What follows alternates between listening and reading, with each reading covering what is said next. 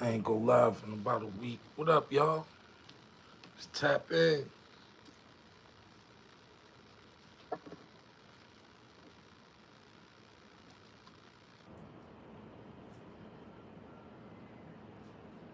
What up, y'all? It's your boy.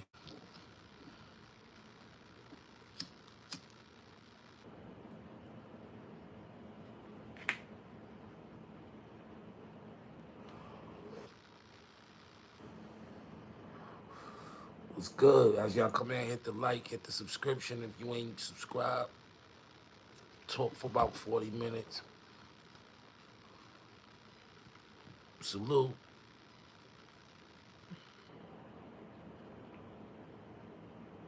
Logo, what's good, baby?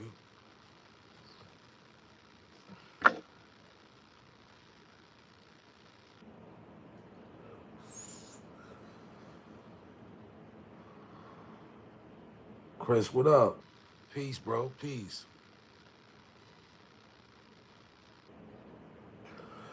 Smoking some OG right now. Okay. Smoking some ruts. Smoking some shit. Some shit called Pinky in the Brain.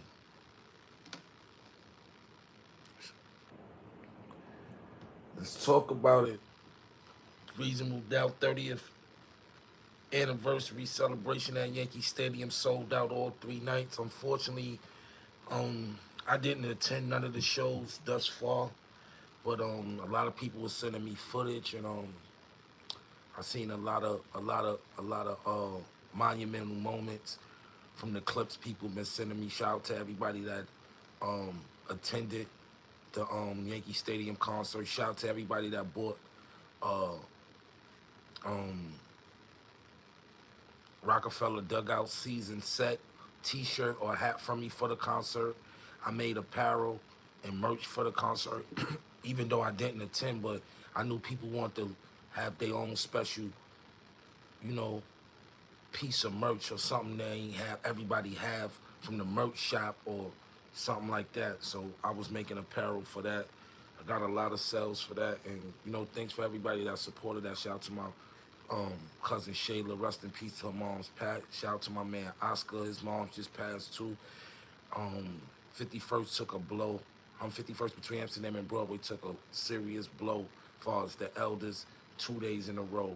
Miss Pat and Miss Jerry, which is my man Oscar Harris, moms. Rest in peace to y'all. Um, 51st would never be the same after Miss Jerry and Miss Pat passed. It seemed like every time I do a live, um, I gotta say rest in peace. You know what I'm saying? It's been a lot of rest in pieces this year on my lives.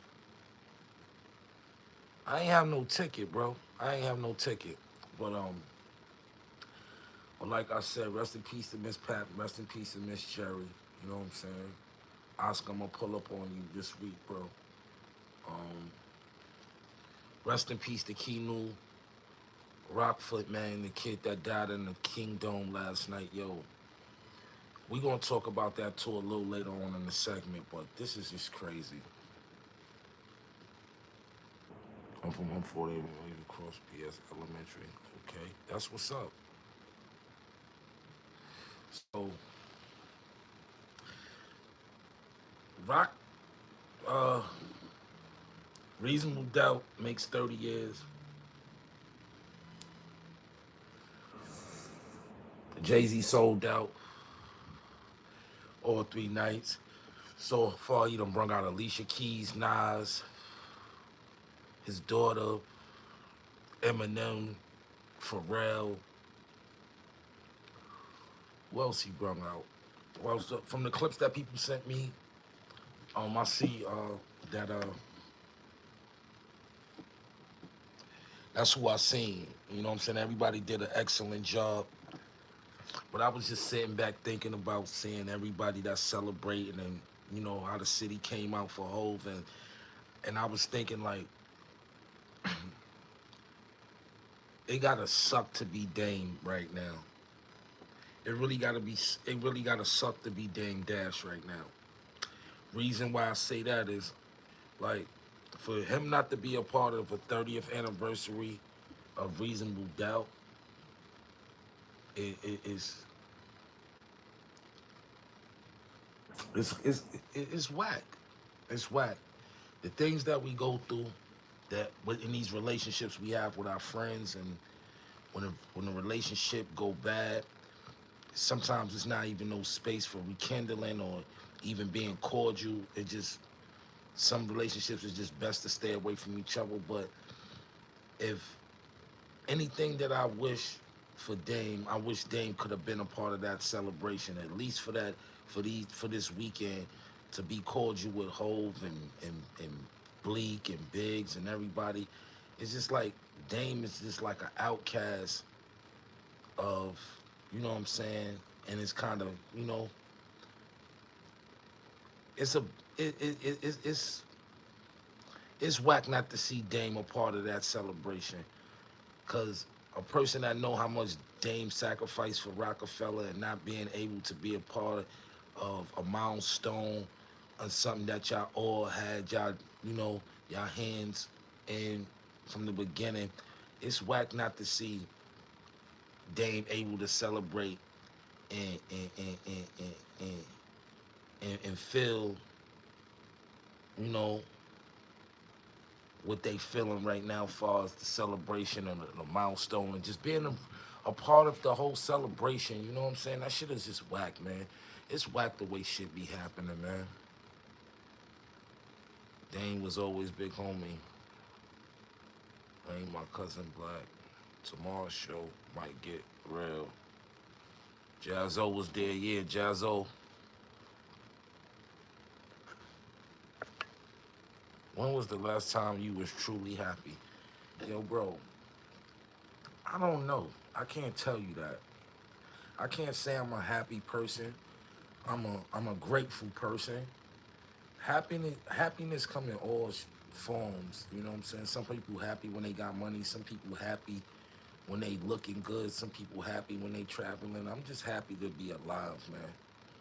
I'm grateful and I'm happy to be alive. I might not show the expression of happiness because, we all looking for that ultimate happiness, and you probably will never find that, but I'm very grateful. I won't say I'm happy, I'm a happy person, but I'm very grateful. Dame did it to himself since he had Mayho. When was it? Like, yeah, this is definitely self-inflicted situations with Dame, you know what I'm saying? But it just whack not to see him being able to, participate in the festivities for a 30 years celebration for something that you actually had, you know, you know, help bring it to the forefront. You know what I'm saying? When you thought of Rockefeller Records, you thought of something dope. You thought of Hove, you thought of Biggs, you thought of Dame, and I'm not happy to say that I'm happy how Dame turned out, man. This Dame Dash that we see today is not the Dame Dash that I looked up to. He's definitely not the Dame I looked up to. Everything that Dame was against, everything that Dame never compromised for, I see him doing now, and this shit is just whack. I think this shit is whack. It's very embarrassing. I don't give a fuck how you put it. It's just whack for you to be connected to something so legendary and monumental in the hip hop culture and not being able to celebrate it. You know what I'm saying? I think that shit is kind of whack and it's kind of corny, and it's kind of disappointing not to see Dame not being a part of what's going on right now.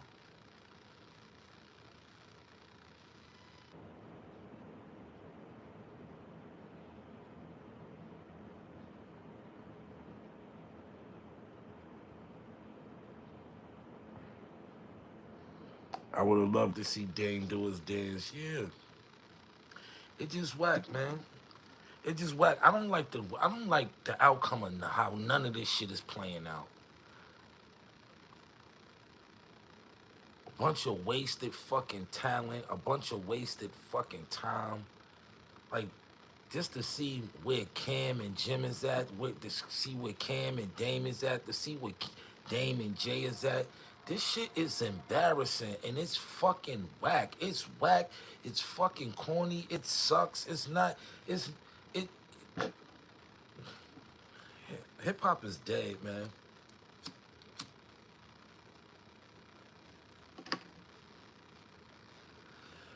I can honestly say Nas was right.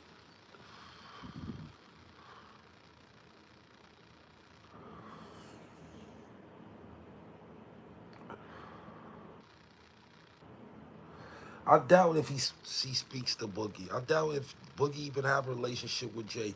If Jay got a estranged son that he's not trying to rekindle or even trying to, um,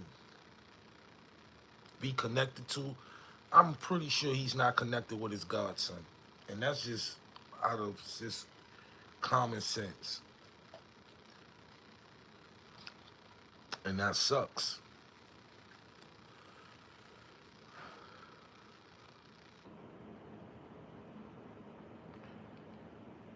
And yeah, man, spot him, got him. I agree with you. And that's what even hurting as a fantasy. Even Nas was able to celebrate the 30-year anniversary of Reasonable Doubt, and around that time, Nas and Jay was at all that after all that Jay and Nas went through, and they was able to come to amends and give the culture something great. it's, it really sucks not to see Dame able not to participate. Yo, I ain't gonna lie, it's been bothering me. All weekend I've been watching the clips and shit from from YouTube and all that. Shout out to everybody that um that uploaded footage for the people that didn't wasn't able to actually make the concert. But it was just disheartening not to see Dame not able to participate. And I know I don't care what Dame say. I don't care. I don't care. I don't care what he say. That shit hurt him. Dame can act like that shit don't bother him. Man, listen, that will bother anybody. I don't give a fuck how much money, how much pride you got. Not being able to celebrate something that you help catapult in this game, in this culture, and something that's as a milestone and monumental as Reasonable Doubt album, and you not able to celebrate, you fucking mad and you pissed off and you angry somewhere.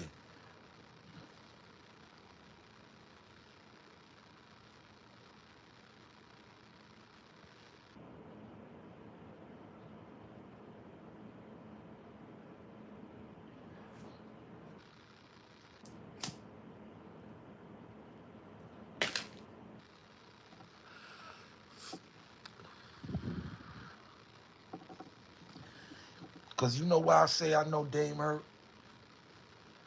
Because it even bothers me when a milestone of the Purple City album come up and nothing comes out of it. No celebration. You don't see niggas that was participated in that album even posted but me. Or the 20th anniversary to the Diplomat album when we don't celebrate it or we don't have a concert. As monumental, as most influential that we was to the game, we don't get to celebrate none of the dope shit, bro. This shit is whack, bro. Niggas need to give it together, get it together, cause the shit niggas is doing is fucking corny and it sucks and there's no erasing it and there's no coming back from it and and it's really too late. It's really too late to rekindle anything to make the even fans believe that this shit is real. The way people defacing, kind of like cutting off their nose despite they face the legacy or what they helped build is crazy. People don't to see people piss on their own legacy is disheartening.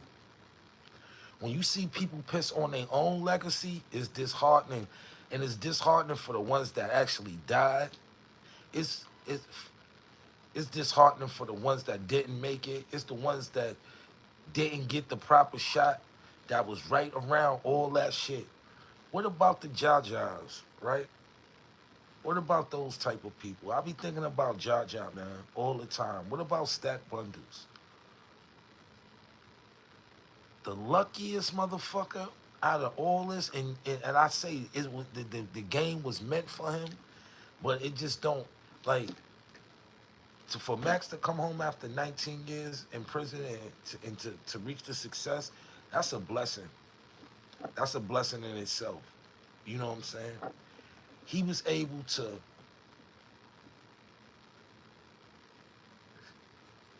become an entity on his own without being a part of what he was a part of previously. You get what I'm saying? He was able to come home and do him. You know what I'm saying? After all that time, you know what I'm saying? And I'm happy to see a nigga like Max B get his just due, because there's a lot of motherfuckers that put in work, and due to the fact that niggas be connected to entities that fall out, I'm happy for Max to see where he at, man, because a lot of niggas ain't get over the hump. A lot of niggas ain't get the breaks that they deserve. A lot of niggas put in a lot of work for a lot of this shit that niggas is celebrating, and niggas didn't see the fruits of the labor. Um, I was looking at a couple of behind the scenes footage. Shout out to my man Tone Hook. I seen him there at the celebration, um, in the crowd, and like niggas like Tone Hooker don't get enough praise or enough flowers, because without Tone Hooker, you wouldn't have the name Rockefeller. He the one that actually told them to become the Rockefellers. You know what I'm saying? Niggas like Tone Hooker. Shout out to Tone Hooker, that's my dude. I got some stories with Tone Hooker. He'll tell you, he know I ain't fronting like this. See, the thing is, it's a different from being a spectator and a participator. I participated in a lot of historical shit when it comes to this music business.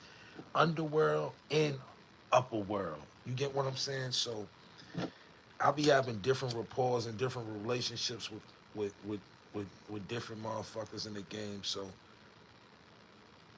when I be able to see a nigga celebrate his future, his labor, and I know where he come from, that shit make a heart smile.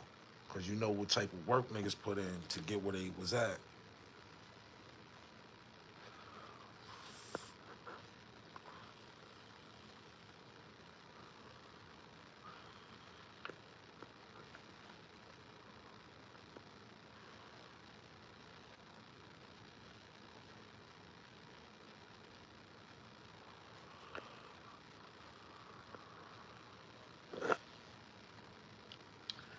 There's a lot of people that don't get to celebrate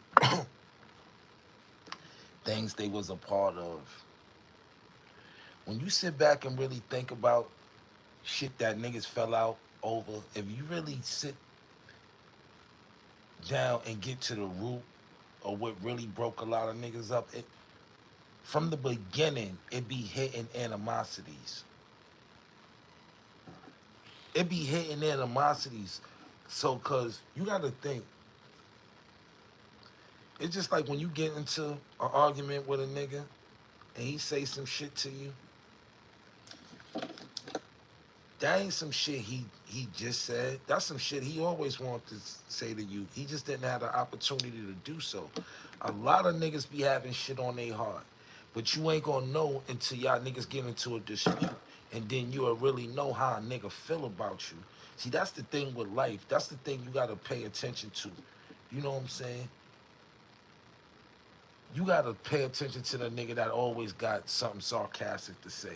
Or you gotta look at a nigga that always try to say some foul shit in a funny way, so you egg it off. You always gotta watch, you always gotta pay attention to detail, cause niggas be thinking they slick with they verbiage. Niggas say a lot of funny style shit and they think you don't catch it. I catch everything. You know what I'm saying? That's the funny thing about life. To really focus up and to really succeed in this life, your circle gotta be smaller than a fucking Cheerio. And that's dead serious. You gotta deal with less than 20 people. If you dealing with 5, 6, 7 niggas that's on the same accord, that got the same hunger and the same focus than you do, y'all gonna be some rich motherfuckers. You around 20 motherfuckers all day, and nigga just be envious and be having shit on their heart they want to say to you, but don't say it to you until some shit occur. You gotta stay away from them type of niggas.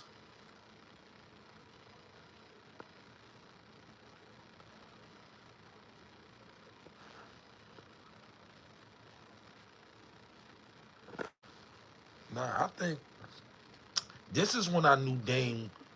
This is when you. I don't care what nobody say. I know Dame is hurt and want to be a part of what's going on. Right. I remember years back when the Rock Nation brunches was going on, and Dame did like an interview, and he was just he was kind of like you know Dame was he was sounding kind of sad, you know what I'm saying? And he was kind of, it's like, yo, I miss my friend, and I wish shit wasn't the way, because it's like you got to think. Dame sitting back looking at these brunches and all the who's and everybody rubbing elbows, and like, how the fuck I'm not there celebrating? Like, how the fuck I'm not a part of all this black excellence? How? Dame Dash, a nigga that helped pioneer a lot of this shit that niggas is doing, especially in New York. How I'm not a part of this? How? Me, Dame. I'm not, like, I'm one of the, like, me, one of the smartest, most intelligent, most go-getters, no compromise nigga that's gonna fight. Man, it was one time it was fuck Rockefeller or fuck you. If you wasn't, if you ain't wasn't Rockefeller, Dame ain't give a fuck about you. Dame stuck his neck out for every nigga on Rockefeller. If Dame fuck with you and you was on Rockefeller, you had a good nigga in your corner. Cause one thing Dame gonna do is make shit pop. Dame gonna make you look bigger than life. He gonna put you next to the motherfucker that you never thought you would be even in the same room, or or he'll put you next to a motherfucker that you've been watching on TV your whole life. And on some spare the moment shit. Like, I've seen it. Yo, I seen the goodness in Dame. Niggas can't tell me Dame not a good nigga. I seen the goodness. Dame is going through. Dame is upset. Dame is bitter. Dame lost a lot. And most importantly, he lost his crew. And when you start, if you start to see motherfuckers succeeding in ways that you never succeeded, and those is motherfuckers that you was around every day on an everyday basis with, and you seeing motherfuckers elevate and you not elevating with them, that shit can fuck your mind up. That can twist your mind all the way up. That can drive you crazy, and that's what Dame is going through.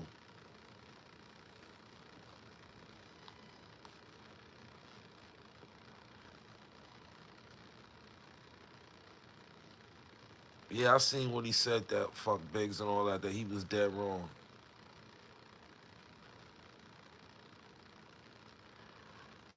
Yeah, he lost Aaliyah, he lost Barbara Lobb, he lost Hove, he lost his label, he lost everything. You know what I'm saying? He lost everything that he fought for. That gotta hurt. And this is the thing about black men. We don't be vulnerable enough to let niggas know when we hurt. Our friends, our family, or nothing. That's why niggas have breakdowns. That's why niggas, you know, commit suicide. They fall in depressions because niggas be having too much pride to tell niggas they hurting. Man, if you hurting or you going through something, I don't care who it's with, your girl, your best friend, your homie, your man, talk. Tell somebody you going through it, because you never know when a nigga is hurting.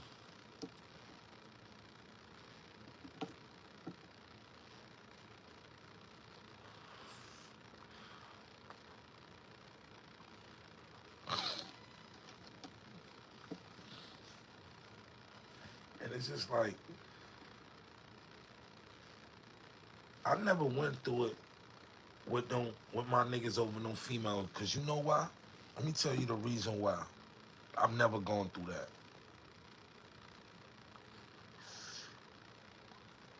Don't matter how much I like a female,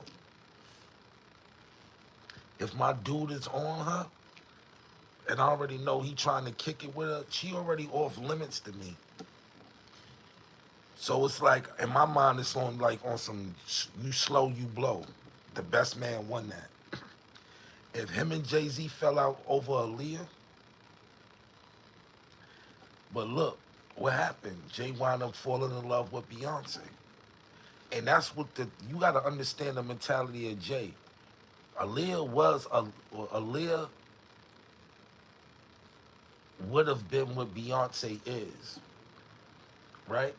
So the next thing best to Aaliyah was Beyonce, and she became top. Who bigger than Beyonce in that field? I got the hottest chick in the game wearing my chain. He went that route. He was like, yo, you know what? I'm gonna pivot in a whole different way, and that's what he did. You know what I'm saying? And unfortunately, Aaliyah died, and Dame fell into a depression, and he lost, you know, somebody where, you know, Dame say to this day he misses Aaliyah. He still loves Aaliyah. Because you gotta understand, that love never went nowhere because she passed away. Just because she passed away don't mean he stopped loving her. He might have moved on, but he never stopped loving her. You can't, you know, you gotta understand. Due to the circumstances, you know, they separated. But who knows how long the relationship would have lasted? They might have got married. They might have had kids. Who knows?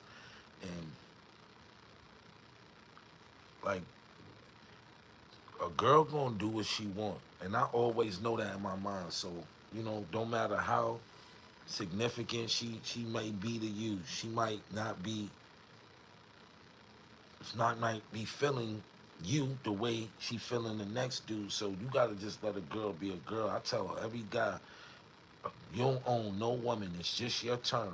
That's it. You don't own no woman. It's your. You can learn your. You can lose your woman because uh, the nigga got a better house, a better car, more money, a, anything. You know what I'm saying? It's just like it's a free for all out here nowadays. It ain't about true love. It's about what you can get and how you can look standing next to a person.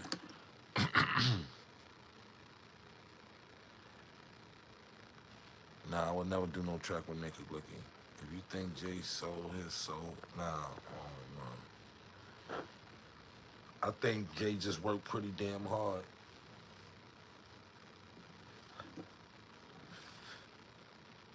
See, this the stigma that they put on black folks, right? We used to being so poor, poverty stricken, because when one of us make it, we think it's some.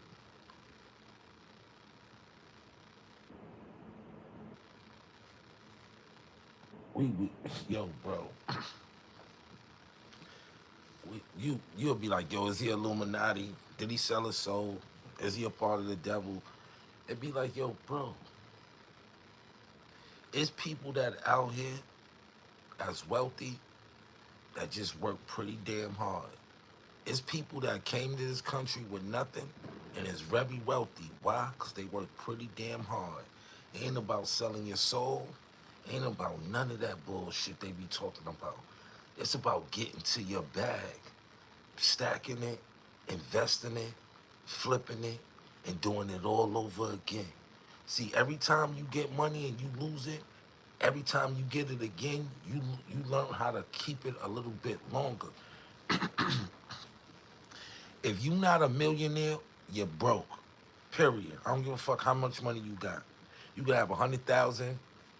You can have 50,000, 40,000. If that's all you got, you're broke because money goes.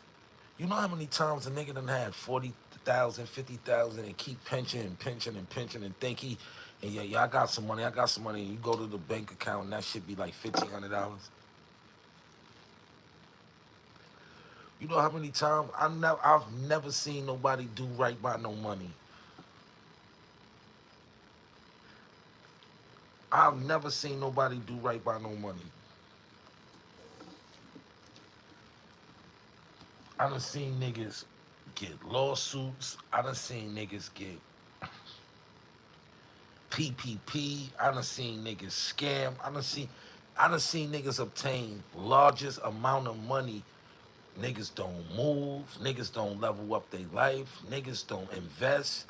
Niggas just do nigger shit. Get fresh. Go on a trip here and there. Get fresh.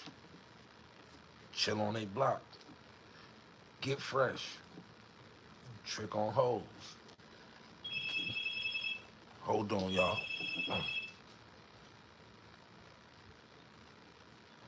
Who is it? Who?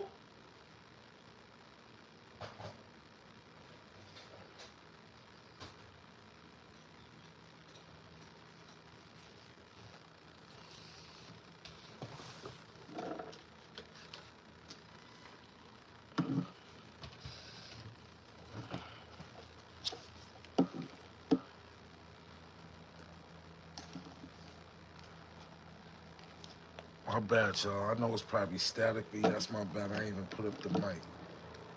We only been here like 30 minutes.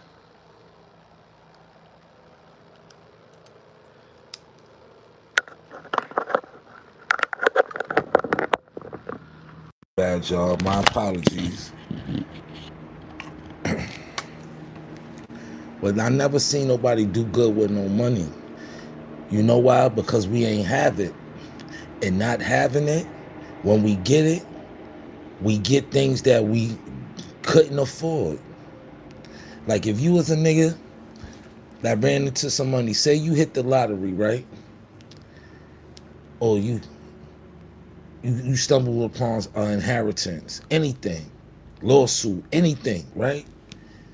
If you was a nigga that ain't have nothing when you was young, every sneaker that you missed when you was young, you trying to buy it. Every place you didn't go, you gonna try to go. Any chick that you didn't touch, you gonna try to touch. That's how it is when you don't have nothing and you get money. It's totally different from being born into money and being poor. The things that we worship, some people look at as everything necessities. Some things that we cherish, people look at as like nothing. It be like people that really know what life is about and wealth is about, that material shit that we go spend our money on, and after we wear it as people see it, the thrill is over. Niggas will spend their last to to to to get a reaction from niggas and don't even get the reaction from the niggas that they want, because who you expect to give you a compliment or to say, yo, you look good today, when niggas is fucked up and they ain't doing shit?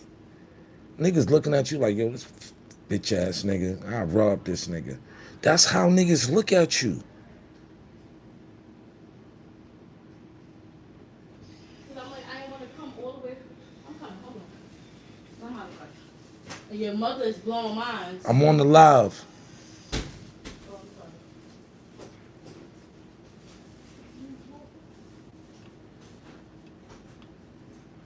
Yeah. Yeah, that's how it be. And it be like, how can you blame a nigga when he was poor all his life and he gets some money and he don't spend it? What is he supposed to do? We don't know financial literacy in the hood. Niggas just started hearing about that shit in this day and time. And it's always been about financial literacy.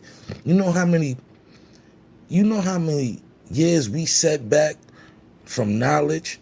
You know how many people that always know about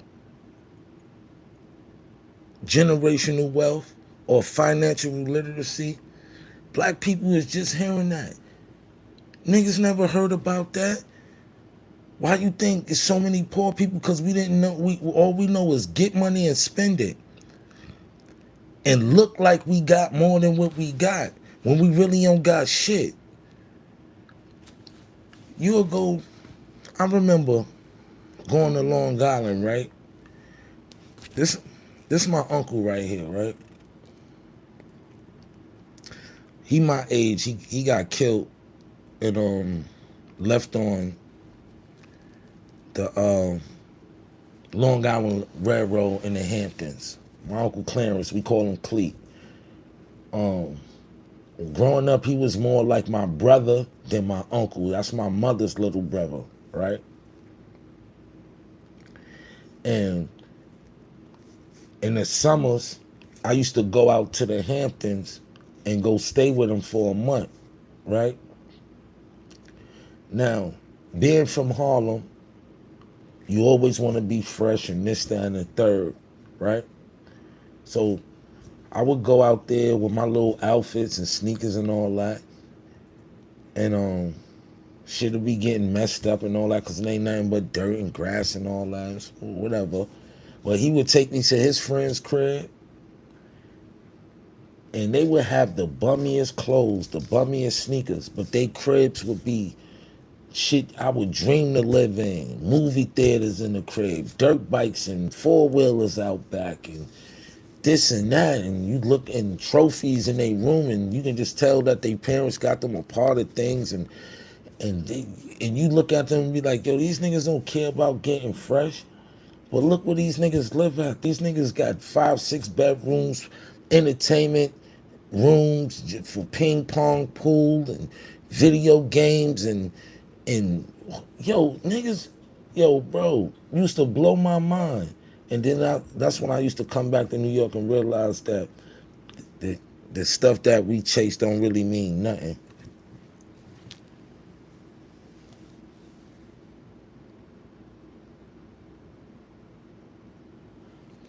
Word. We not. It's not our fault. We don't do good by money. We wasn't taught that. We don't come from much. You know what I'm saying? We don't come from much. You know what I'm saying? So when we do hit a number or get a lawsuit or get an inheritance or hit a lick, the first thing we think about is spending the money. We don't never think about investing in and making more. We think about that temptation of momentarily satisfaction of a want. After you used to copping shit, when you get it, it be a thrill. It's 15 minutes after you buy it, it don't mean nothing. I done bought chains and be dying to get it. Like coming up when I was young, I'll be dying to get a chain, right? Save up my money, go get me a little piece, and then come out with my little outfit. Girls see it, my niggas see it, a couple of niggas compliment, whatever, whatever. Now, after niggas done seen it about 4 or 5 times, it ain't no thrill. All right, he got a bum ass chain. And that's the mentality that I had since then. Like, yo, bro, don't matter how big the chain, how fancy and how big it is. It don't mean nothing after they see it. That be the thrill in your mind. Like, yo, wait till niggas see my shit. And then after niggas see it, and you get your reaction, and you wear it the next day or the next month, that shit don't mean nothing. And it really don't mean nothing nowadays because niggas running around with a lot of fugazi stuff. So it really don't mean nothing. You can have $100,000 worth of chain, $100,000 chain, and have these guys over there with a $600 chain on. You're gonna get the same reaction, and they might think his chain is real, and they might think your chain is fake. The game is all messed up. The art of perception is over. You can fool anybody. Everything is fake. Niggas doing fake Louis, fake Gucci, fake jewelry, fake cars, fake everything. Like niggas be like, yo, why am I gonna spend my money on this and it's gonna get the same reaction? I done seen guys fake it so bad, right? To where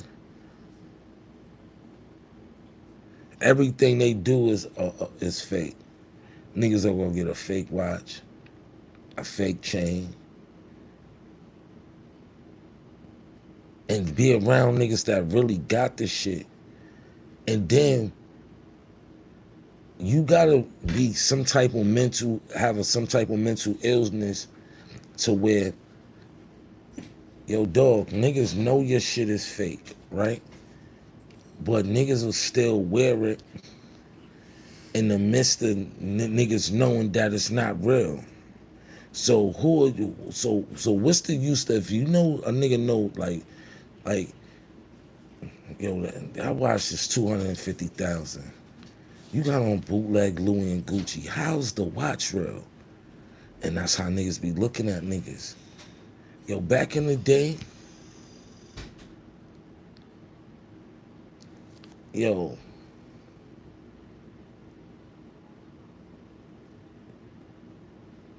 niggas would do fake shit, but niggas had a certain limit to fugaziness.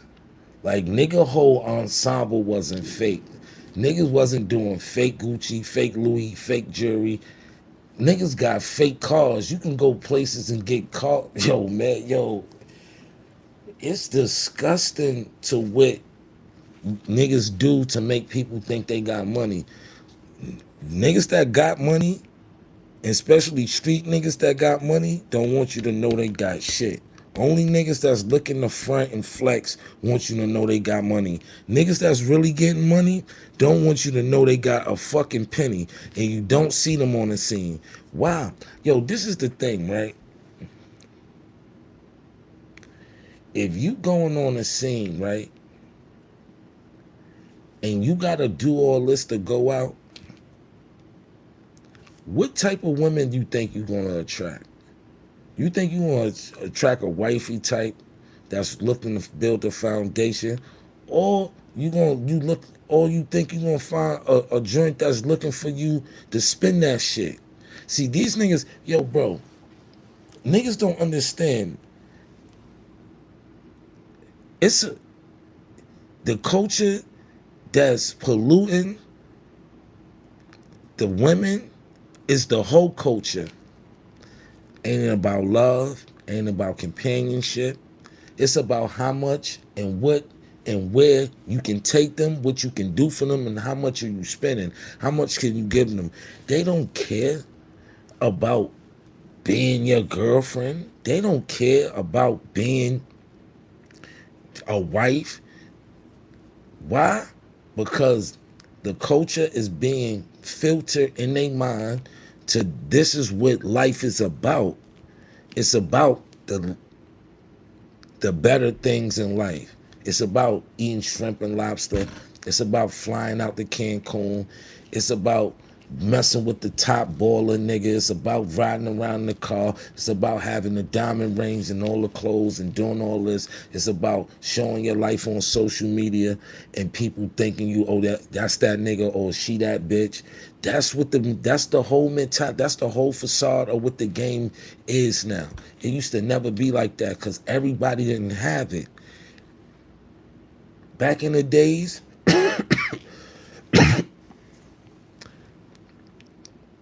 what was respected was when a nigga got it, nigga knew that he worked hard for it.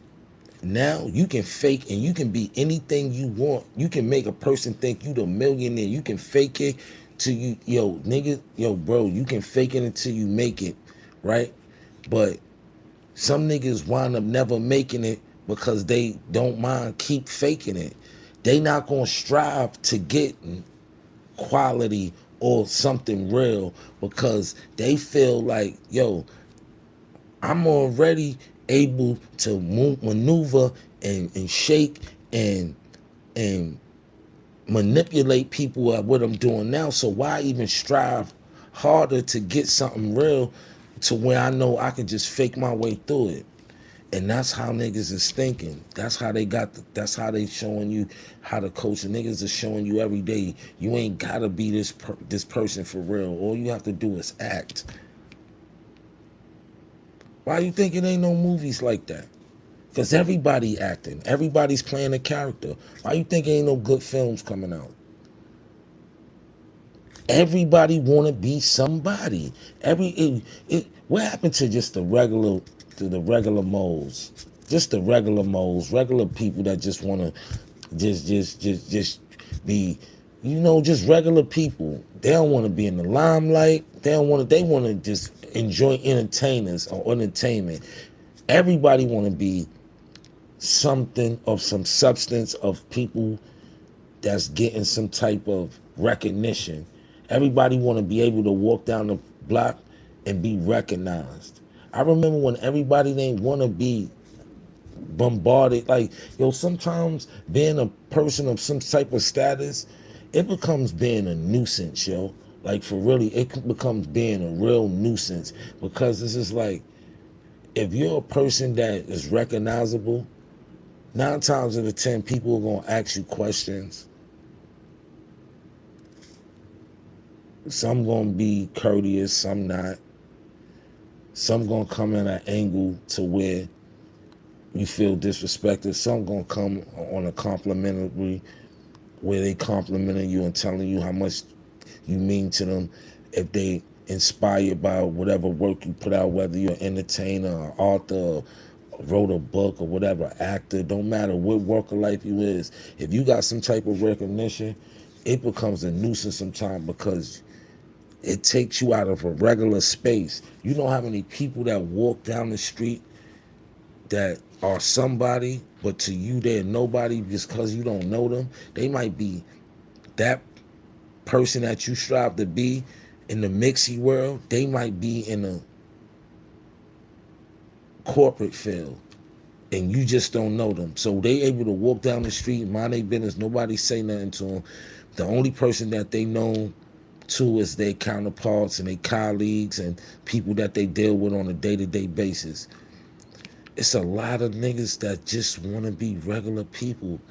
We in the culture that everybody want to be somebody. That's why you got so many content creators.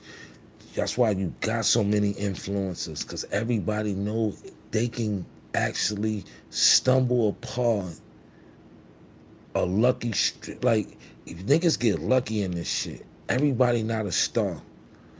And you gotta get it when it's going good. It's niggas that can know how to milk this shit. You gotta know how to milk it. Get in your lane, get what you gonna get, and move and turn it into something else, because every moment don't last forever. Moments be like this. So if you know you can capture people and influence people, and people are buying to whatever you selling, whatever e-commerce you got, go hard with it, because it's gonna be days that it's gonna, when ain't nothing gonna hit the Zelle or nothing gonna hit the Cash App. It's gonna get dry. You gonna have to figure out, yo, what's going on? They ain't feeling me no more. No, that you gotta stay consistent. You gotta stay, like, if you doing clothing, like me, I jumped into the clothing design field. You gotta have 20, 30, 40 new designs ready. Don't think because you got a hot item and niggas, everybody copying, be like, yo, I like that joint. Yo, I want that joint. You gotta have 30, 40 more of those same hits. The clothing business is just like the music business. You one hit away from blowing. You one hit away. You might drop. You know how many times I was dropping product and product and product and people wasn't buying it, and then I dropped something, and then that Cash App or that Zelle going ping, ping, ping, ping, ping, ping, because sometimes you gonna catch one, and that's why you gotta understand how to capitalize when you catch one. It's just a lick. When you catch a lick or you catch one of them joints, you be like, yo, you know what? This might not come back around for a minute, or if I'm lucky, I might catch another one. You gotta know already what you got to do with the finances from that flip. I bet. I just caught me a lick. What I'm going to do to maintain what I got going on just in case if I don't get another hit. So that's what keeps you on your toes, not keep celebrating the one hit. When I catch a hit or I catch a break or I catch a lick, I don't celebrate. I'm already thinking about how I'm gonna catch another lick, how I'm gonna catch another hit, how I'm gonna catch another opportunity. Ain't about capitalizing off just one moment. You gotta learn how to keep creating moments. As long as you living, you gonna need to eat. As long as you eating, you gonna need to live. You gonna need to pay bills. So it don't stop. So you always gotta learn how to capitalize off your moments. A lot of niggas don't know how to capitalize off their moments. But why? Because they get caught up in the moment. They get that notoriety. They get that love that they always wanted. And they so in the moment that they lit that what happens? They get stuck. They don't know. They don't like. It happens with music, everything.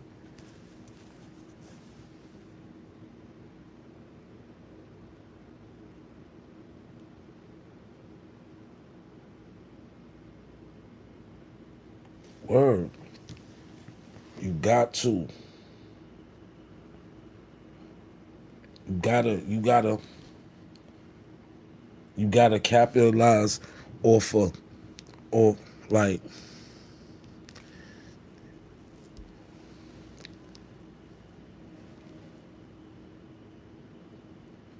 This is how I thought. This is how I think. Right.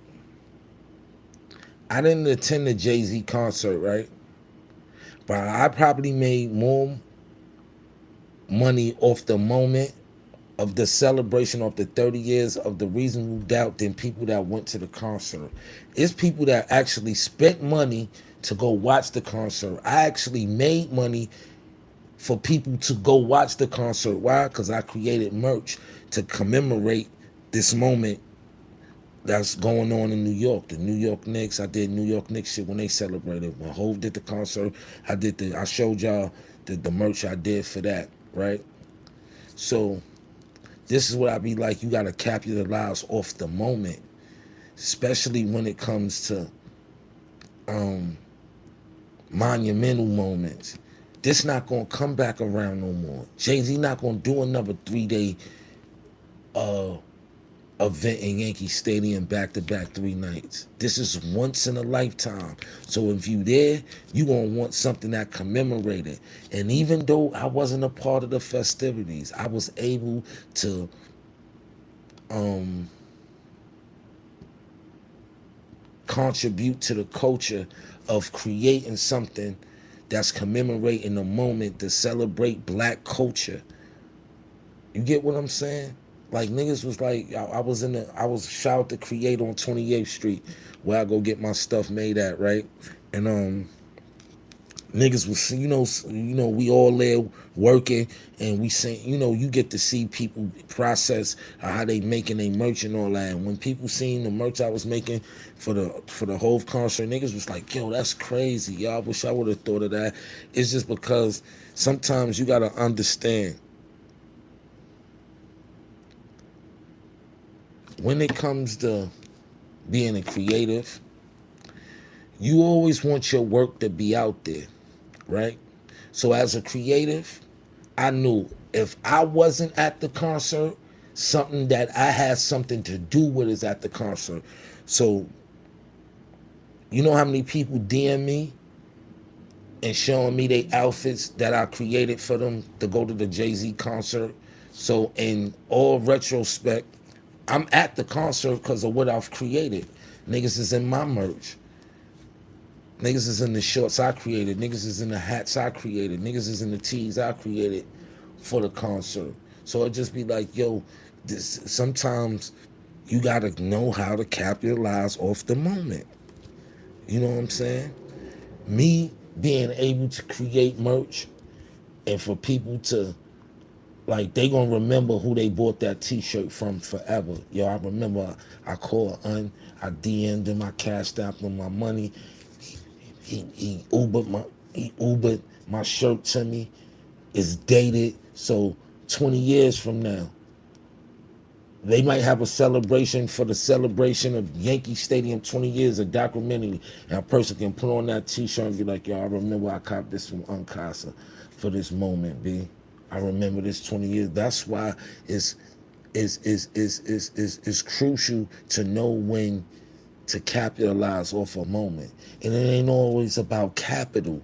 It's about capitalizing off the moment. It don't always gotta be about finances. It's about learning how to shift the culture and being a part of something that God sent you here to be.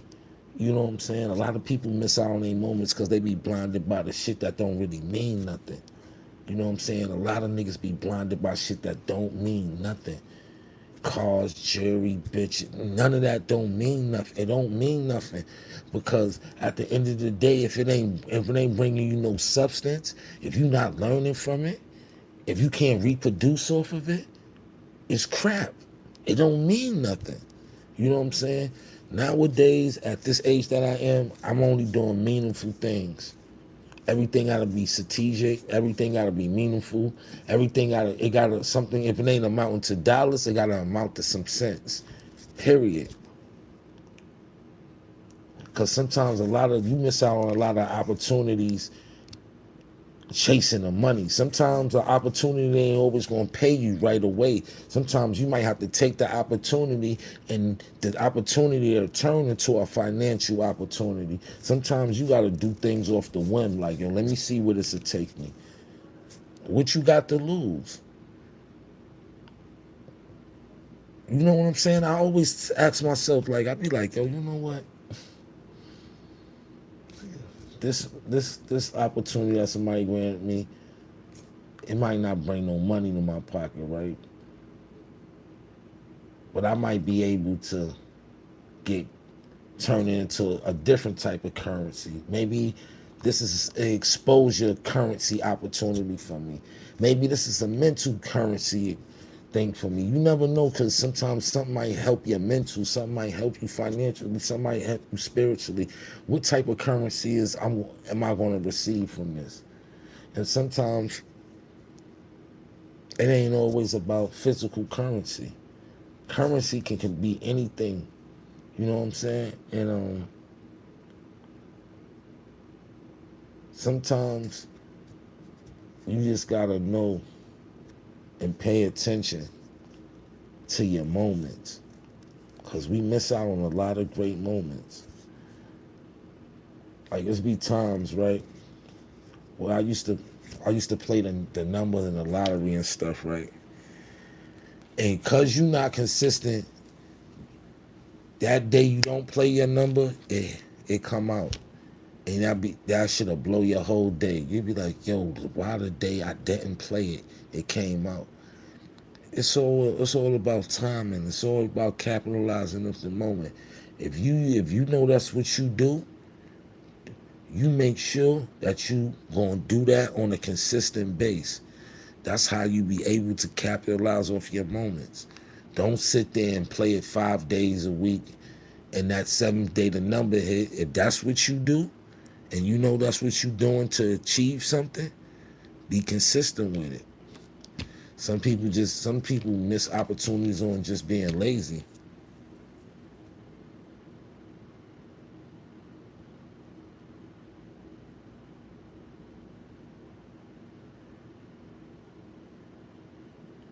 Yeah, I don't be tripping about nothing. You know what I'm saying?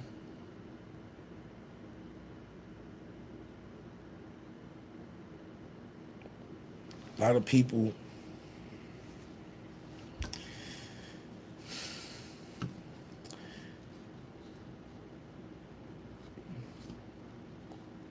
what I've learned over the last few weeks, right, is that I've outgrown things.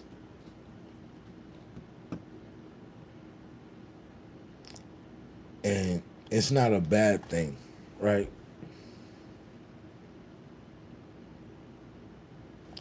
It's like when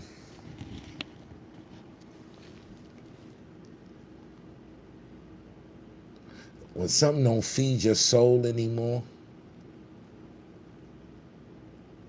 it becomes almost annoying to even be involved with it. Because at a certain age, right? It's like when you 10, 11, 12, 13, 14 in your early teens, you don't mind being around a bunch of niggas every day.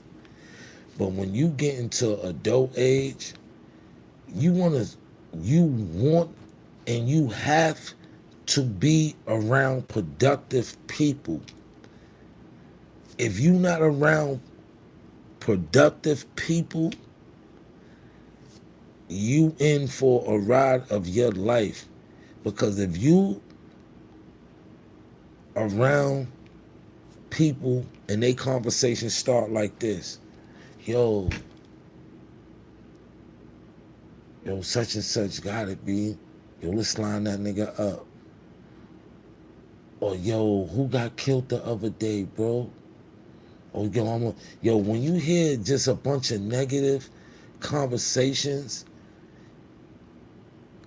and you like, yo,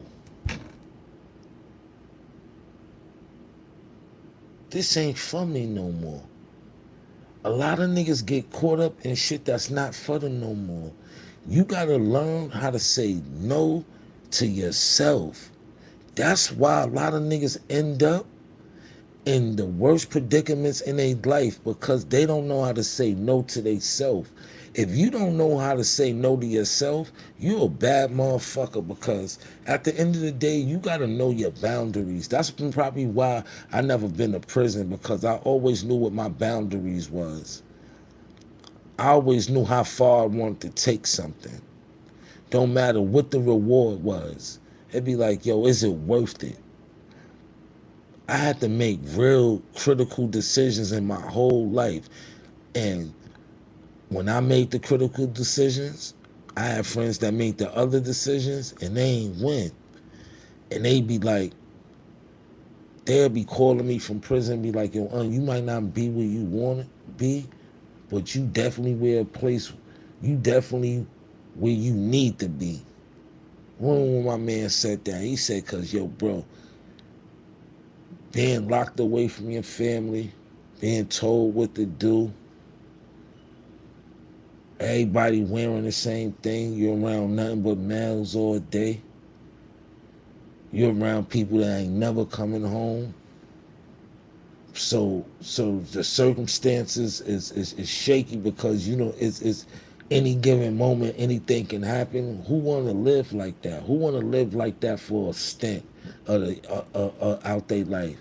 5 years, 7 years, 11 years, 30 years of consistent dormitory shit. Bad food,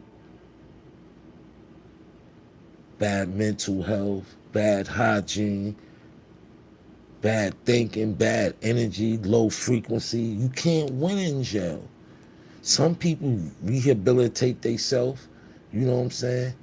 But for the most part, a lot of people go in there and never come out. You know how many niggas I knew that went and did it 1 to 3 and never came home from that 1 to 3? And I'm talking about it's 20 years later. Why? Because when they got in there, they became a product of their environment. Some niggas went in, did their time, held they had, and came home. Some niggas went in and never came out.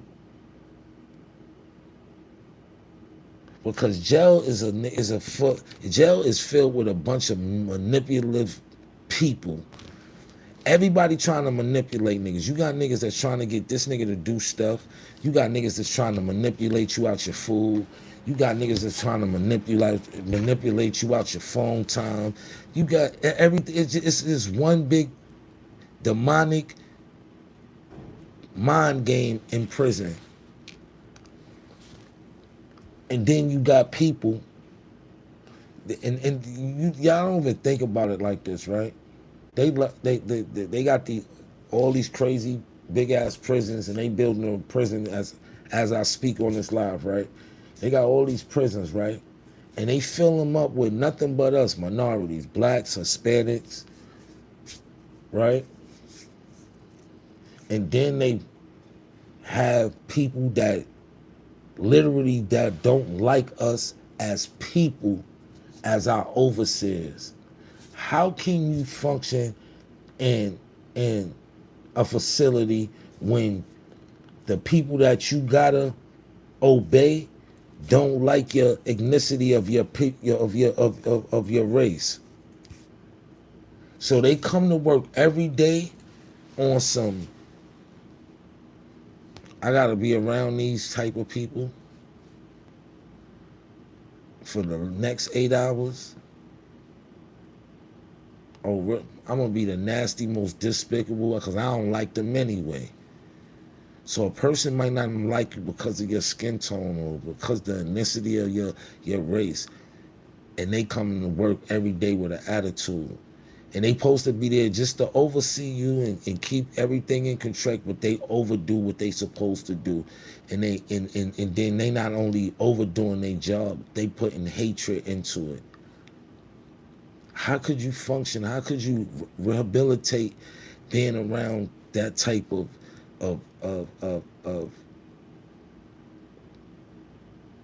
atmosphere? Never, like people don't like people really don't think. That's probably why I stay out of prison, because I always thought crucial, like, yo, if I go to prison, that means I'm gonna be away for some years. It's no women, it's no going to the store, it's no getting on the flight, it's no laying up with your girl, rubbing feet, none of that. Oh nah, that shit ain't for me. I ain't going there. Y'all niggas is bugging. Yeah, I'm not going there. Y'all tripping. I'm not going to no fucking prison. I'm not going there. You bugging. And I stayed out. 47 years old, never been to prison. And I be sitting there. I be outside. Say I'm the 10th person with me and my niggas. We be outside. We be chilling, right? Say it's 10 of us. And say I make the 10th person. 9 out of the 10 of us been to prison, bro. Cause I be hearing these gladiator stories. How they had to survive off the land.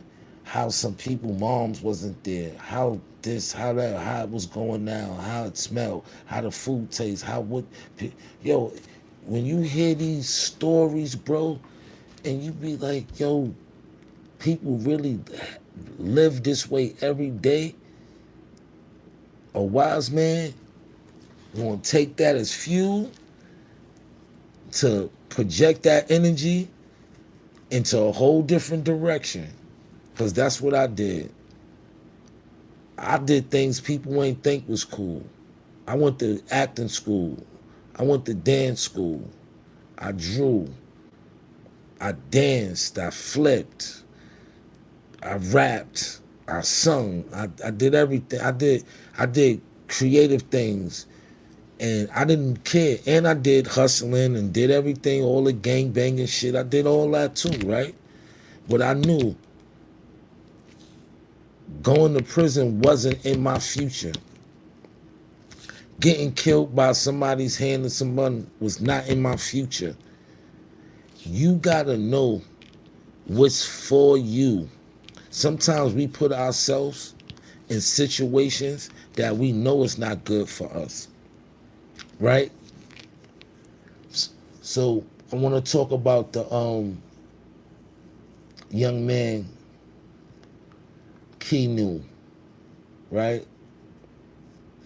Street ball legend, former college ball player, and he died at a Kingdom game yesterday in Harlem, right? So let me tell y'all what's crazy about this situation, right? I don't have no details of what happened, but let me tell you what's crazy about the situation, right?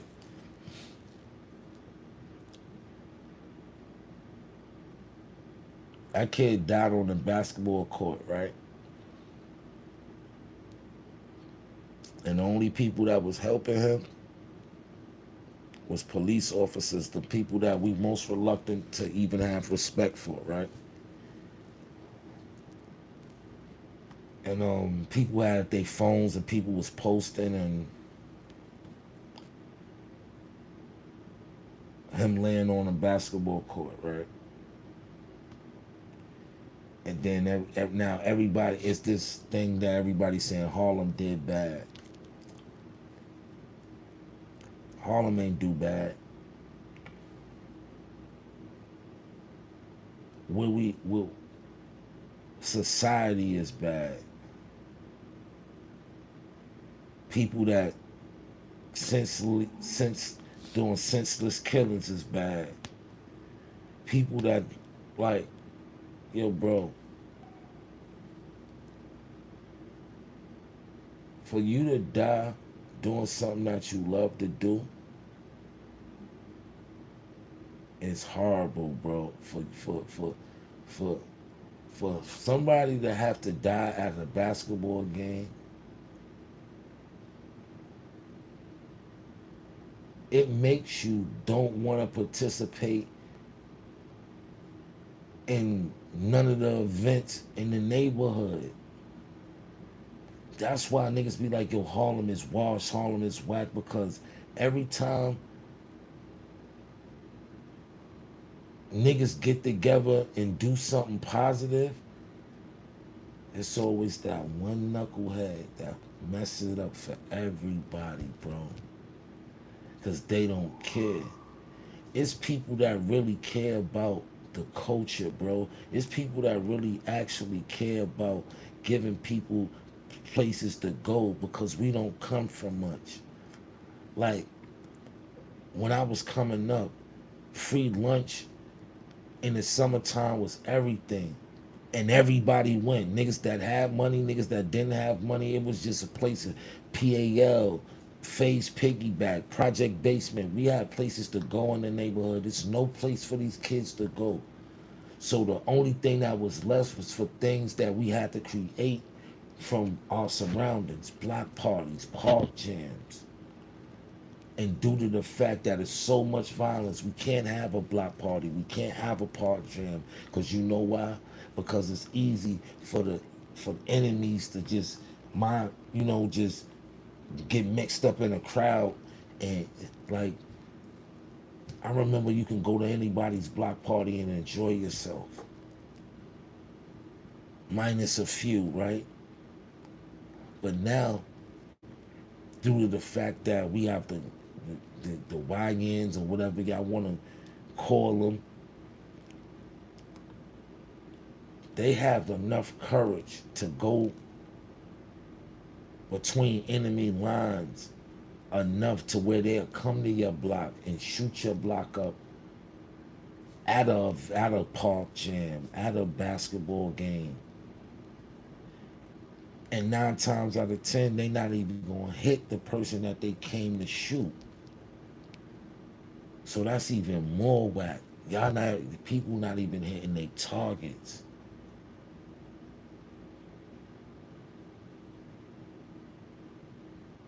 It was sad, bro. I never thought, yo, bro. This era is sad, bro. Sad, bro. They like,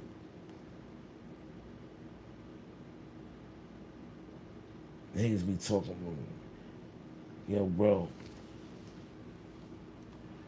I know me growing up,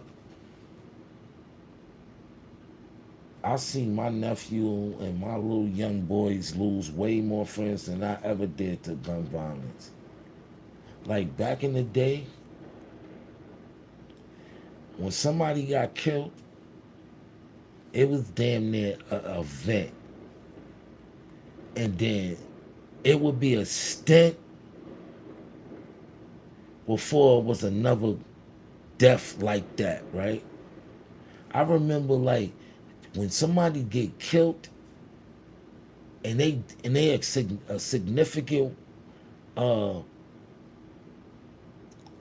like a significant figure in their neighborhood, that should be like a event because it hurt everybody.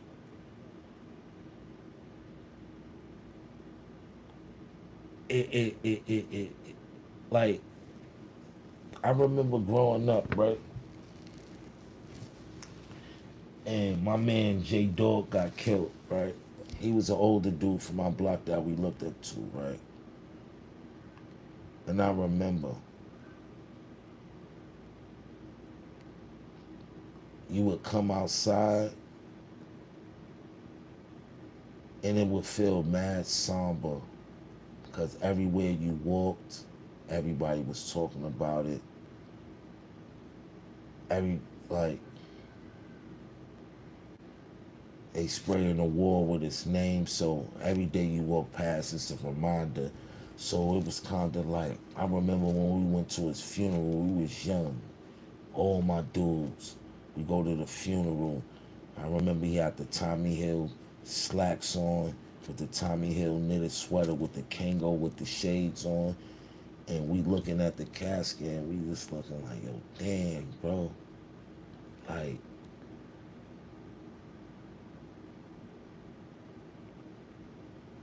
none of us want to end up like this. And like I said, back in them days, back in the 90s when I was coming up in 80s and 90s, when people got killed, it wasn't like, it'd be like, nowadays, it'd be like back to back 10 killings. Like when I was growing up, it'd be a stint, maybe 5 years. Even if it was 3 years, it wasn't 6 months, 30 days after. It'd be like a month, 2 weeks after that month, then straight 3 weeks or nothing but yo, bro, what is going on out here, bro?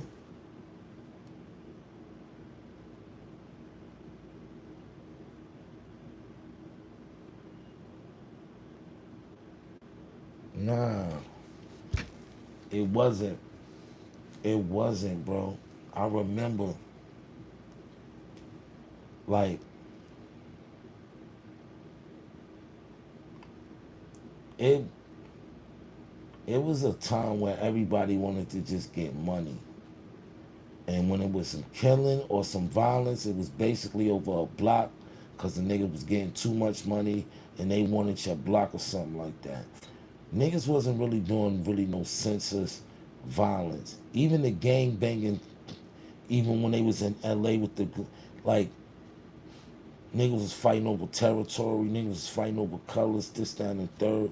Like we didn't see that type of genocide in New York City. You know what I'm saying? It was like, yo, like you be like I remember when I moved to Cali, people would be showing me these photo albums and shit. You know what I'm saying? The OGs that I met that took a liking to me, and they would be like, yo, showing me they old, like yo, showing me pictures and shit. And I'd be like, yo, who that? They be like, yo, this such and such, such and such. Yo, he did this, this, and that. I'd be like, oh, word. They be like, yeah, he dead. I'd be like, yo, who that in that pic? He was like, yeah, that's my homie. Telling yo, he was super crazy, such and such and such. Word. He's still around now. He dead too. It'd be like, it wasn't. I might have looked at 30 pictures, and everybody was dead, yo. And everybody had a story. Like it was so it was mesmerizing to hear that people was actually going through the things that this man was telling me. Like I would go get my bud from this guy, and like in Cali, they got like alleys with the canal, and they got the alleys with the garages, and niggas just be sitting there playing cards or whatever. So I used to go in the alley, and they used to always. So they took a liking to me. So they used to, just, sometimes I used to smoke my butt over there, chill, kick it with them. I used to tell them about New York, and they used to tell me, but like they stories, like from the 70s, 80s, and 90s about all that blood crippling, and they got pictures to show you.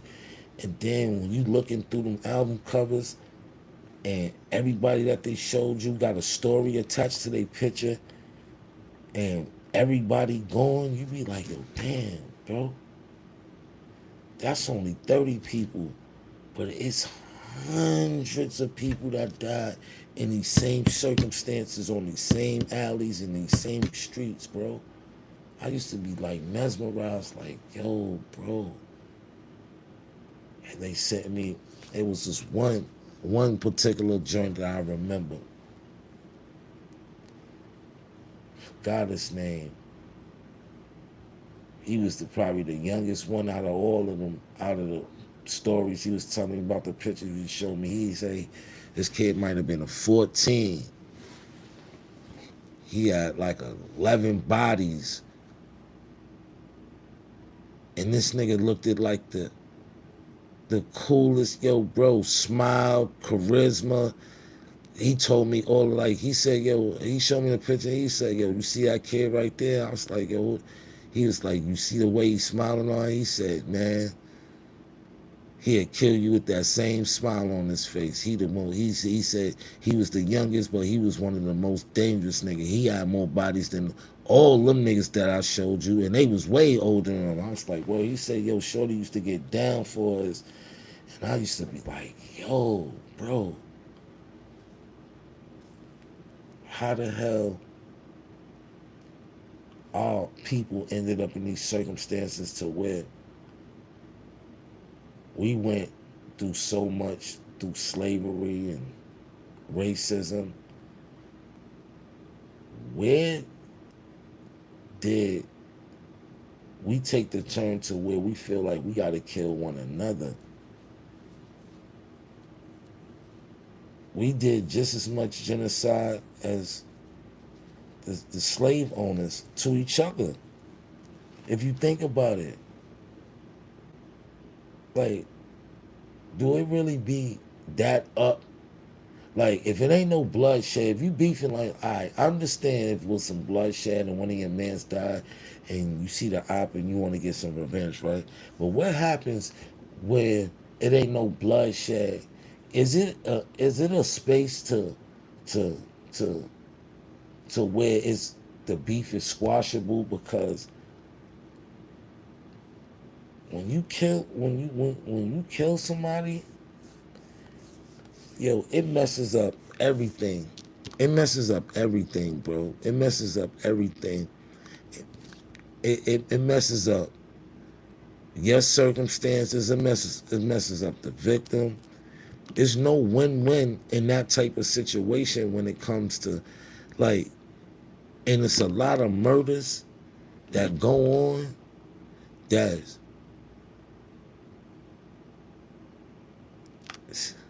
you can tell that a lot of murders happen off emotion.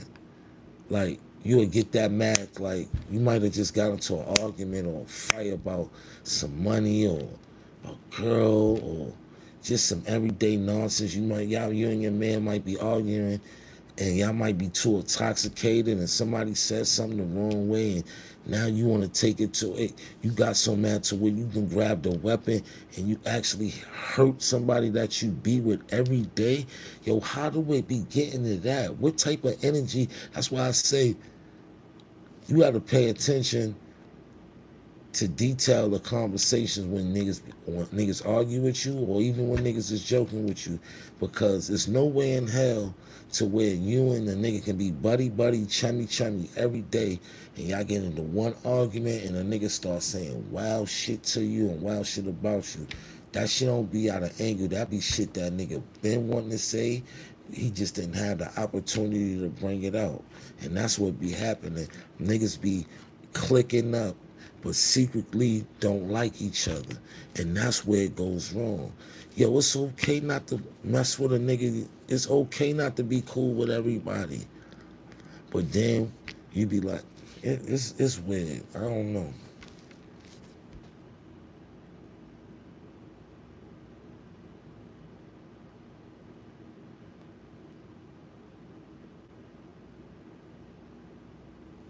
Word.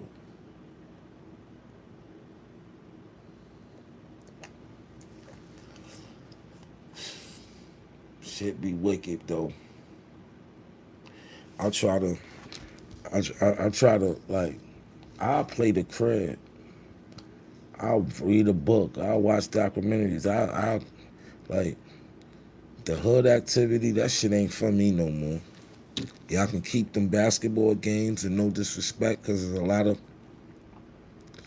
a lot of tournaments like Dykeman and and and and Gosha and and Queen of Harlem. It's a lot of that take pride in their tournaments, and they make sure you leave the way you came. And it's just like you gotta understand the atmosphere in Kingdom, right? So imagine this is for the viewers that never been to Harlem or don't know what Kingdom is. Kingdom is a reputable um, tournament they've been doing for at least 30 years, right? For a long time, it was ceased until they had to remodel the park and certain stuff. You know how it goes stints without things. But like I said, it's Rucker, it's Kingdom, it's Dykeman. They all basically in the same type of tier, but it's just that people got bigger sponsors than some others got lesser sponsors. You know what I'm saying? So as long as Kingdom been having a tournament, I never went. Last year was my first time ever walking into Kingdom. First off, Kingdom is in the middle of Forster Projects. You have to walk into the projects to get to this basketball court. The basketball court is really for the residents. It's not the tournament's courts. These courts are for the residents that live there. It's really connected to the playground, to the projects. So you have to walk through a passageway into the projects, and it's dead in the smack of the project. So you got people that's attending this game, that windows might be right there, right there. Everywhere you look is a vendor. In the attendance, 90% of them is residents from the game. 10 to 15% of the other people are people that's just there for the festivities, that actually want to see a good game. So, in the midst of being in the middle of the projects on this playground, sitting on these stone bleachers, not only is residents, you got the Hard Rocks, you got the YNs, you got the you just got a plethora of people, right? And not only that, they're intoxicated, right?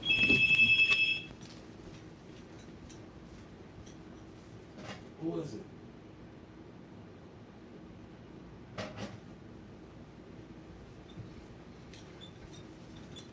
Right? So you're in the middle of the projects on a playground that's predominantly filled with people from the residents, right? Everybody is intoxicated. It's 90 degrees, right? You intoxicate off of marijuana, off of alcohol, and whatever else you're using as a toxicant.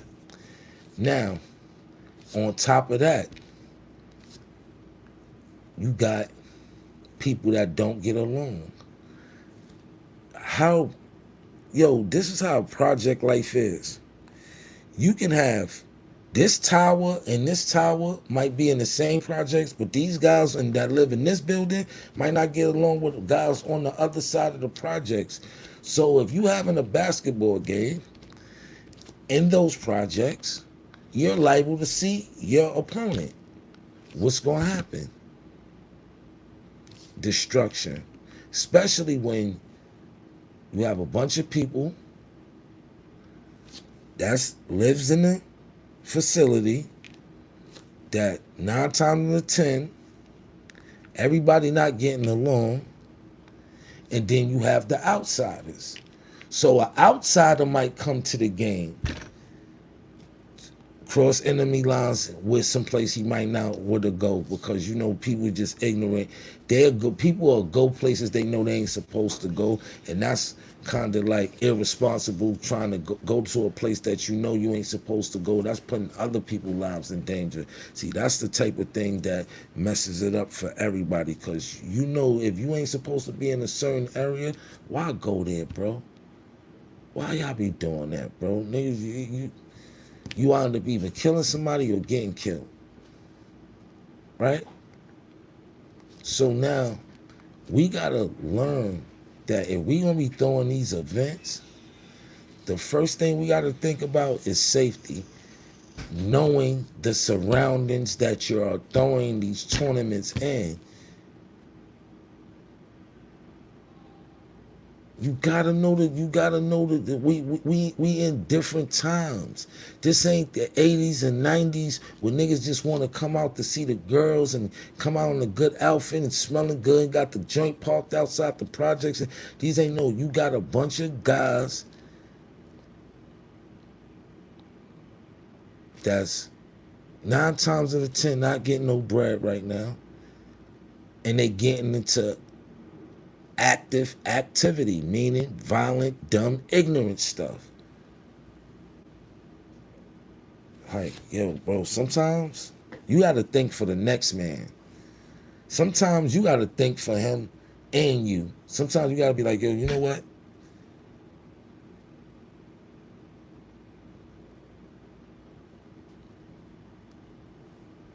I'm gonna remove myself from this circumference.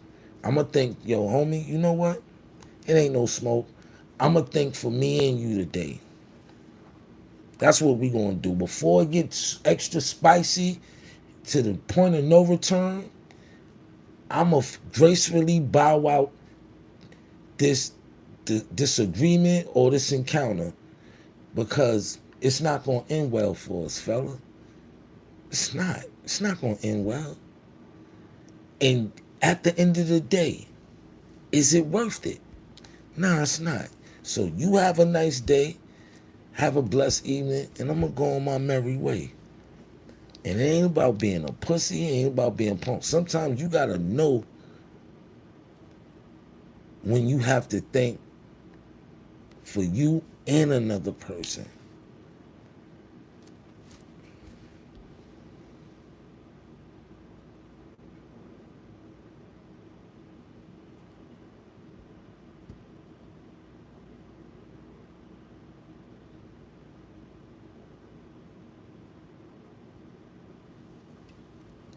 Yeah, man.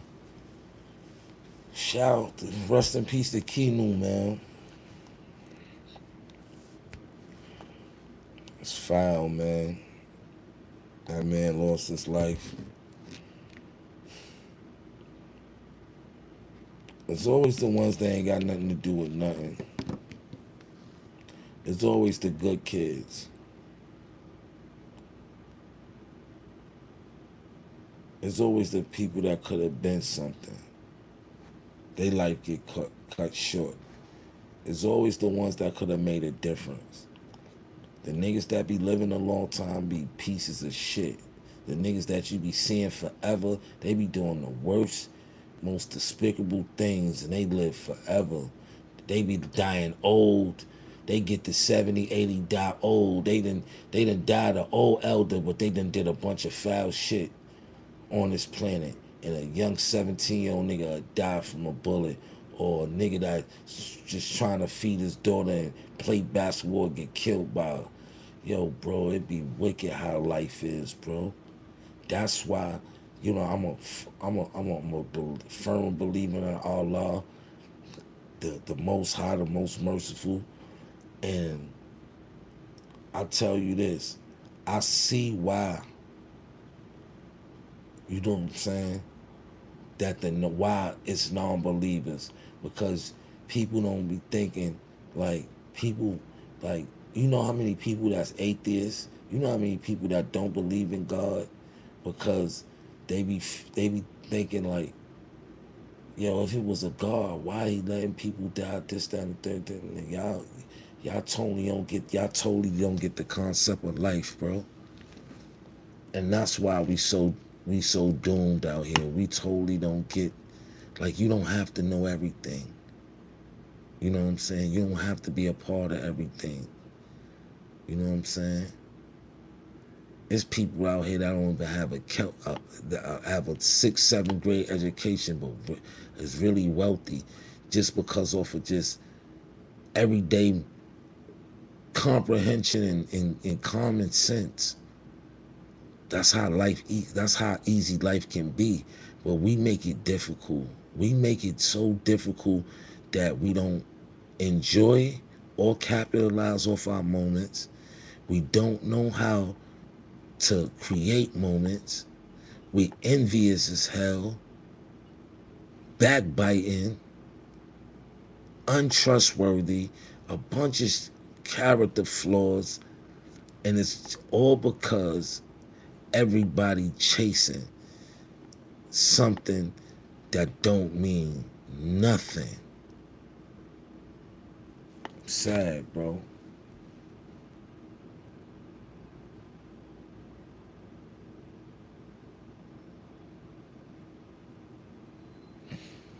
Sad.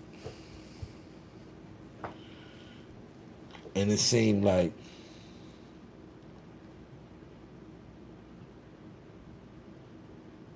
when you see, like, people sit there and record and King dead body, right? And it seemed like that shit didn't affect nobody, bro. Back in the days, a nigga get shot on the block, niggas is crying, niggas is yelling, niggas is hysterical. You seeing the hurt in people, right? And not saying nobody wasn't going through their emotions over there when they seen that young brother over there. But from the looks of those videos, everybody looked at that shit like it was normal. Like, yo, it's just another person laying on the basketball court dead. Nowhere in hell is that normal. Nowhere in hell is that normal. But we are conditioned to be senseless, soulless, unempathetic, no empathy, no sympathy. We're just being somber, bad ass human beings, bro. I never thought I lived in a day where it's just so much, just, yo, bro. There's no empathy out here, bro. So at the end of the day, you gotta tread lightly, man. You gotta really play life like, like you gotta play like a good hand of poker, bro. Gotta know when it folds. You gotta know when to throw it in. You gotta know when to bluff.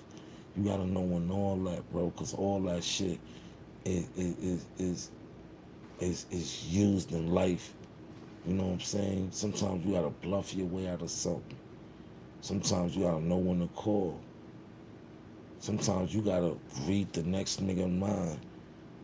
That's why you gotta study people, bro. You always gotta stay up on the next, on especially with people you deal with on a day-to-day basis.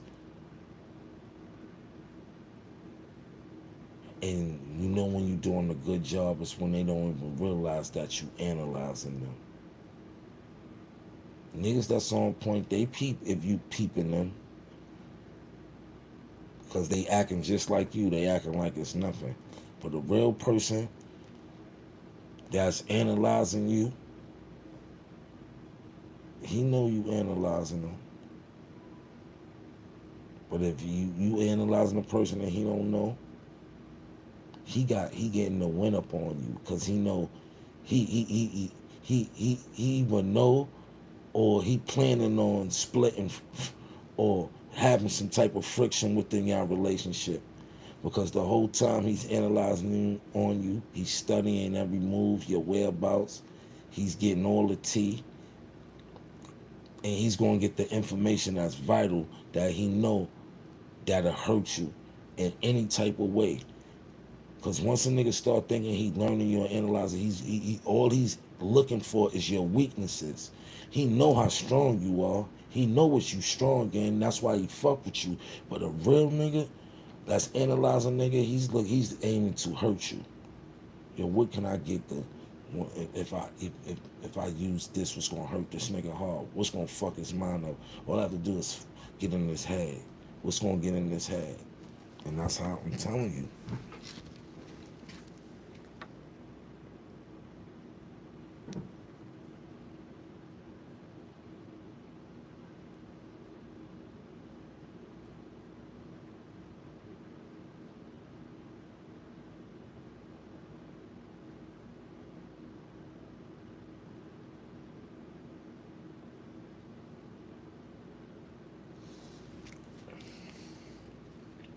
Yeah, man.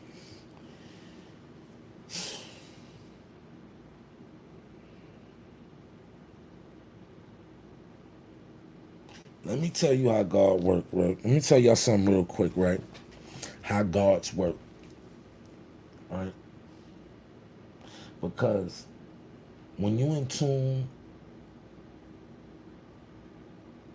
with your higher inner self, God will guide you, and he will do things to make sure you see or do what you supposed to do, right? Meaning, just check this out, right? Today, I got up early in the morning. I had a merch order. See, me, I take pride of being a creative. So I'm up at the crack of dawn. If somebody hit my Cash App right now, or my Zelle, or my bank account, and they want to order, I'm getting up, and I'm gonna get to wherever I need to get there before they actually open. Why? Because I need to be the first one there. I need to be in and out. I don't need all the commotion. I don't need you in my mix. I don't even need you to see what I'm doing. That's what it's called being the early bird gets the worm. You want to take care of your business, get there before they open. Even if it's 10 to 15 minutes, it's worth the wait. Your peace is worth the wait. Me, I love to work in peace. So if I get an order the day before, I'm gonna go. So I went down there today, shall create. I went down there and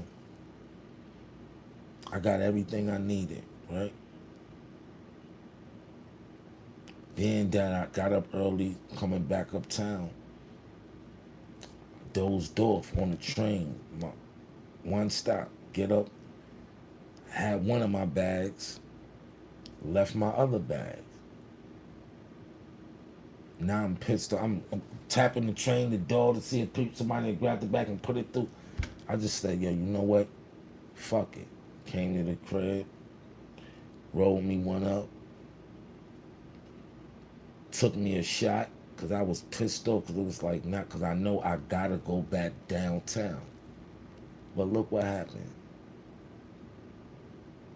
Smoked me a blunt, collect my thoughts. Called my sister that was in town. Shout out to Nurse Key.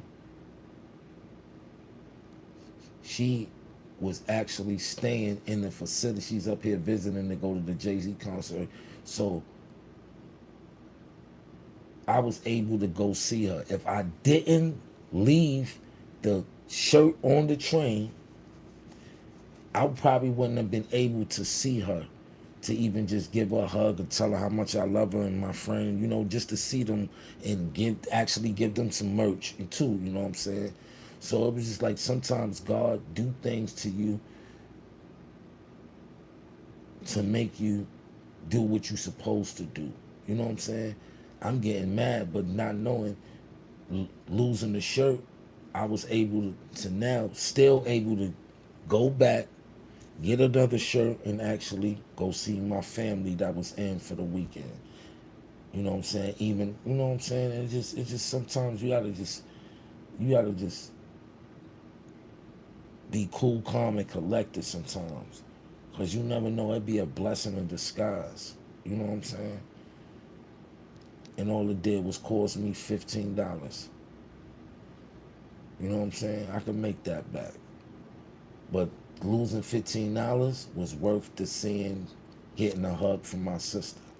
As soon as I seen her, I teared up because we haven't seen each other physically in like a few years. All we do is talk over FaceTime. So it was like, you know what I'm saying? And then I'm really proud of her. You know what I'm saying? She really doing her thing, man.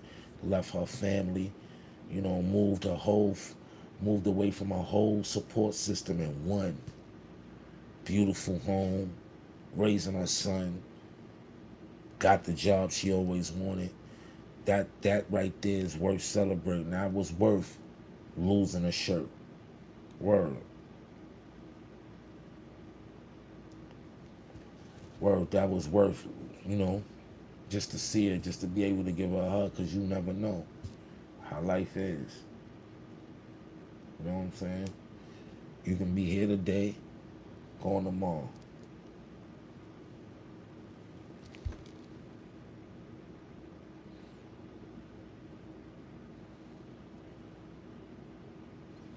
Word. Should be like, life is real. And you gotta learn how to capitalize off the moment. And I just say how uh God guide me on some things, you know what I'm saying? It was just a good move.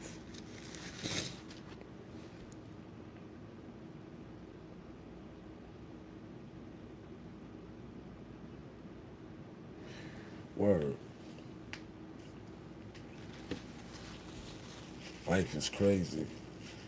Young boy lost his life. That's why when you gotta take advantage of when I be like capitalize off your moments, you gotta capitalize off your moments even with your people, because we not promised tomorrow. You know what I'm saying? So anytime you can catch up with an old friend just to give them a hug, even and I didn't even, I probably wasn't with her more than 10 minutes today. You know what I'm saying? But it was just good to chop it up for a few minutes, give her some merch, give her a hug, tell her I love her. If you need something, I'm here. And that was just good. But like I said, it took something that I thought that was going to piss me off by leaving the shirt on the subway and having to go replace the shirt. You know what I'm saying? So it was just like by the time I got downtown, I didn't even care about what I left on the train previously. So that's why I be know it be God sent, and you gotta know when he's guiding you. Sometimes you just gotta let him guide you. You know what I'm saying? Don't ask no questions. Just be in sound mind and body. And sometimes you just gotta let him guide you, man. I'm telling you, and that's what he did today. You know what I'm saying? Because I peeped, I analyzed the whole situation. I was like, yo, I got to like I got to see my peoples that I haven't seen physically in a few years, and due to the fact that I actually had time to, you know what I'm saying? Because it was just like everything just ran perfect. Like I'm gonna make sure you see Key, and you gonna handle the little mishap with the shirt. And I was able to, you know, like by the time I got uptown, I didn't even care about what happened. So that's how you know you gotta take advantage and capitalize off your moments. But we've been here 108 minutes. It's your boy Casa. Like I said, shout out to Hove on your celebration, your 30th anniversary of Reasonable Doubt. Wish Dame could have been a part of that. I wish a lot of people that's is not there. We'll talk about like, man, I wonder if Shaka was there. You know what I'm saying? Emmanuel. You know what I'm saying? A lot of people from Rockefeller that was behind the scenes that made Rockefeller. And that be the thing about commemorative shit. I don't think I think it should be a medium to where even if we beefing or something, if we celebrating something we both um accomplished together, or we both, you know, it's I wish it was that easy, but I wish it was a way to with to anything that we ever contributed to each other. We can celebrate it. You know what I'm saying? Even if we not, I think that's a way to even rekindle something by celebrating. That's something that's commemorated. That was a good. You know what I'm saying? Like I ain't talked to this nigga in 10 years, but look, 30 years later, it's still something that people appreciate. And just off of that fact of that, we should be able to be able to embrace each other, give each other a pound and a hug, and be like, yo, my nigga, good to see you, good. You know what I'm saying? But when it gets past to where we can't even do that, it's just nasty. Well,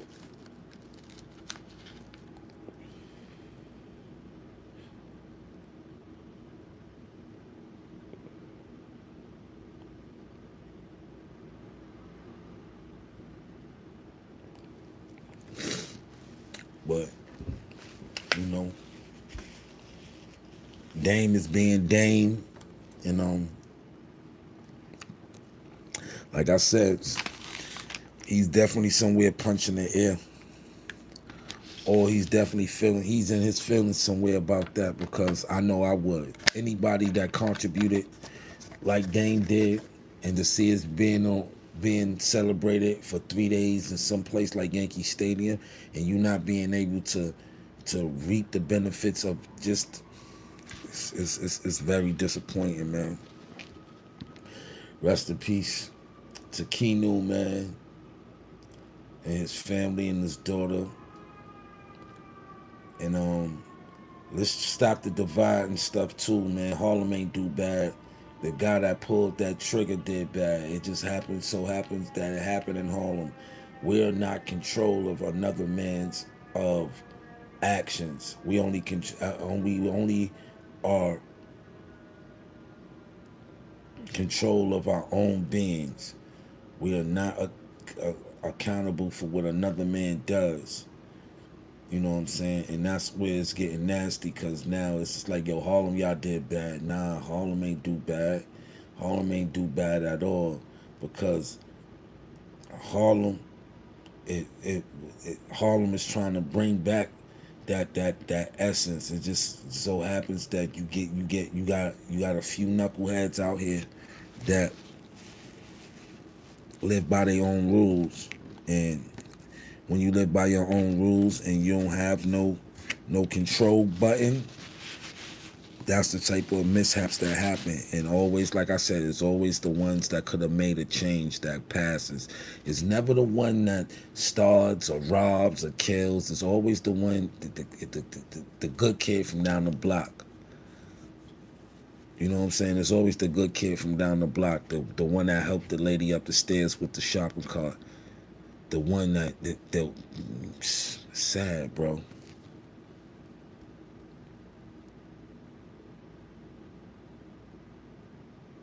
But peace, y'all. Till next time. Thanks for tuning in. We're gonna do it again tomorrow, Soul Food Sunday. We're gonna recap of everything. But I'm sorry I got a little emotional on you, but it just like, when you know that God is powerful, you're gonna some type of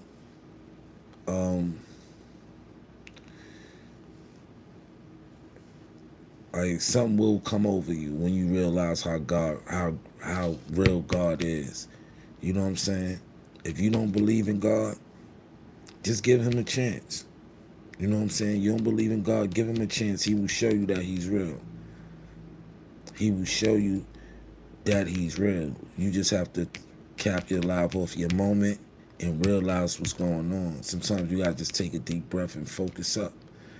You know what I'm saying? You gotta realize you know what I'm saying?